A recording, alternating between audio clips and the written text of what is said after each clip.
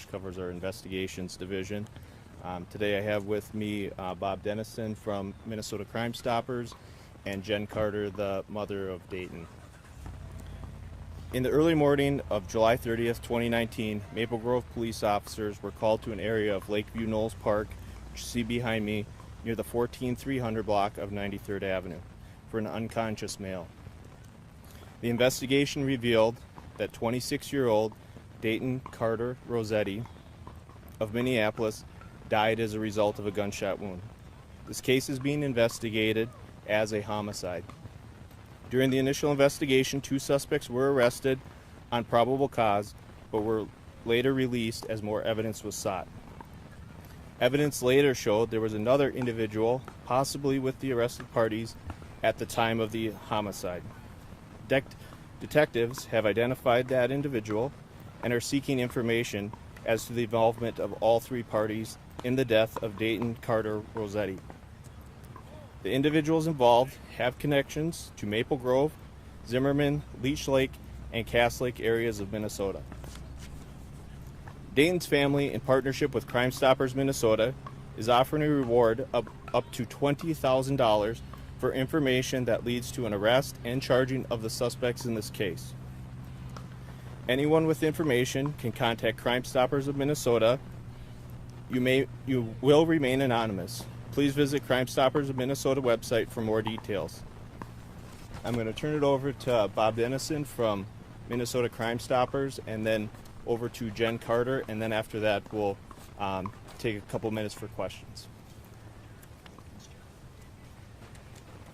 I'm Bob Dennison, that's D as in David, E-N-N-I-S-T-O-U-N, and I'm board chair of Crime Stoppers of Minnesota. And okay, Crime Stoppers is pleased to be working with the Maple Grove Police Department to try and gather more information on the death of Dayton Rossetti. Friends and family of the perpetrators of this homicide know information and can come forward safely and anonymously by contacting Crime Stoppers. Villains like the killers of Dayton talk, they brag, they get drunk, they get stoned, they tell information. Other people know this information, and without retaliation or fear of reprisal, you can stay safe and contact us at the various methods, whether it be online, toll-free, or smartphone app. We hope that you will help the Rossetti family, his mother Jennifer, and friends, and put their minds to rest that this crime has been resolved and no one else should suffer what they have suffered.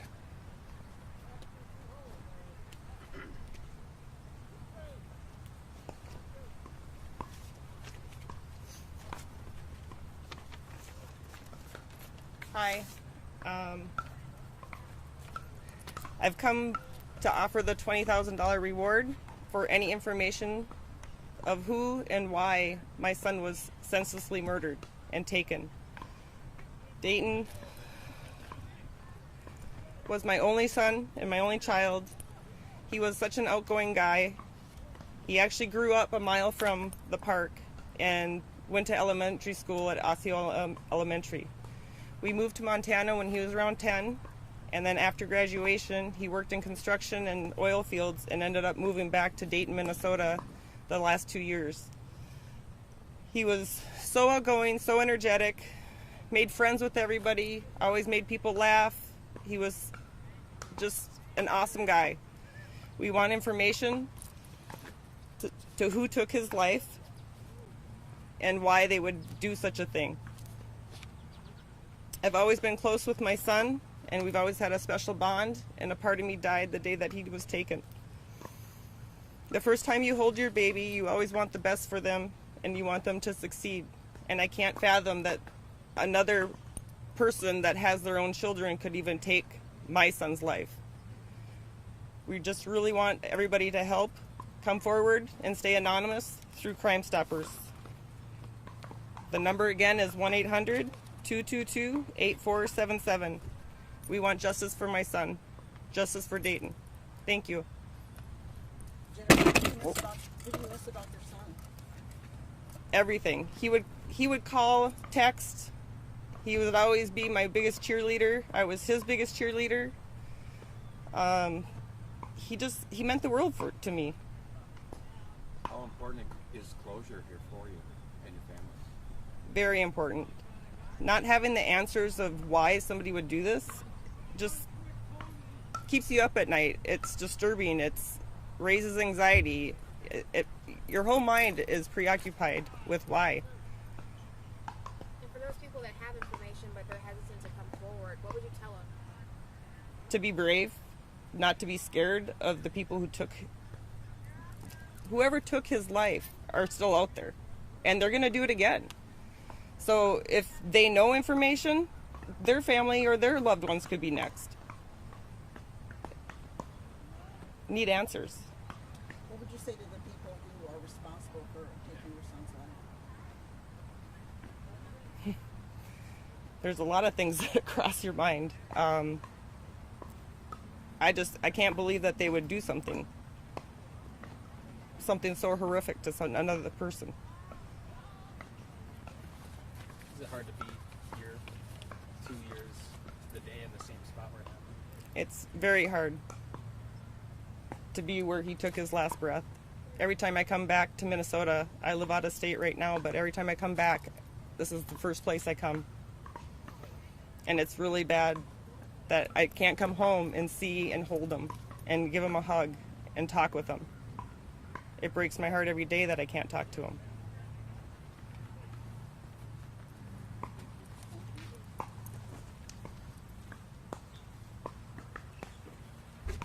I would just like to note that the Carter family has put together a memorial over there on the tree, and then they've also dedicated a park bench to Dayton, except for we need to turn it around because it's supposed to face out into the park here. So, are there any other questions for the police department? Obviously, this is an open, active investigation, so there's limited information that we can share, but if there are questions, I'm willing to take them, and if we can answer them, we will. Have you developed any new leads so far? Obviously, we have from our initial investigation. That's why we're here today. Initially, 2 individuals were arrested on probable cause related to this crime. And since that time, they were released as we sought more evidence, and we've developed a 3rd individual who may have been present during the homicide. What do you know about what happened here that led up to his death? We're not going to get into the details of what led up to his death, but initially there was criminal drug activity involved here, as our previous statements have stated.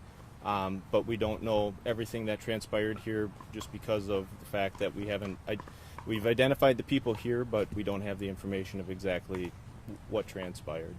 What types of information do you need? I mean, you have the 2 people, possibly the 3rd, that are kind of on your radar.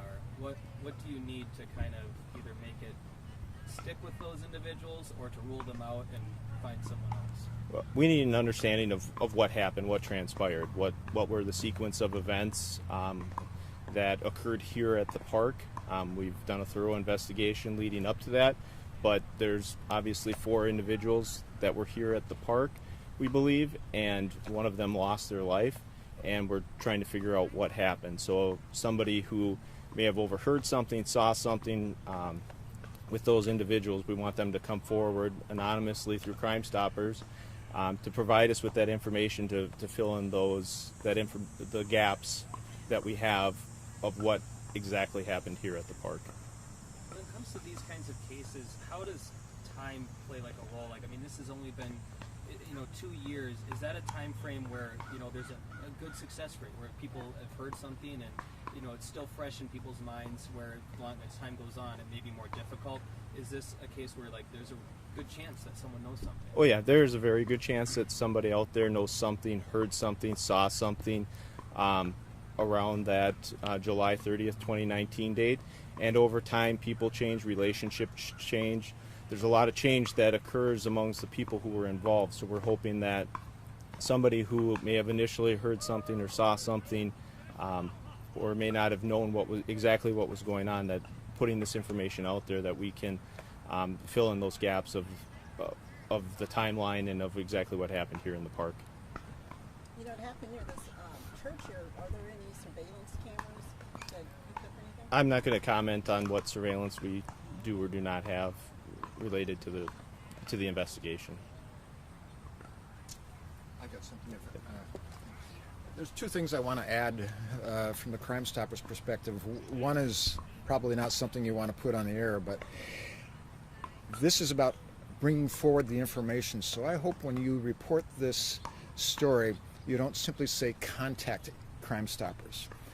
That's good, but what's better is that you say how to contact Crime Stoppers, and I've given you all information about how to do that.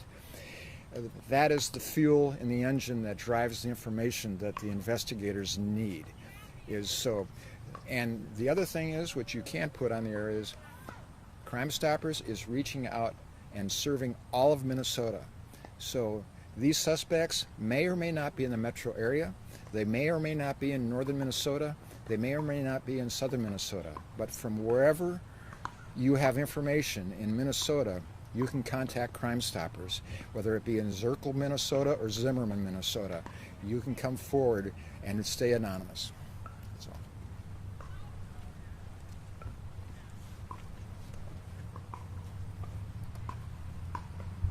Are there any other questions to the police department or? No? All right. Thank you very much again for coming and covering this story. This is obviously very important for a community that we resolve this, and also for the Carter family that this crime is resolved so they can have an understanding of what happened. Thank you.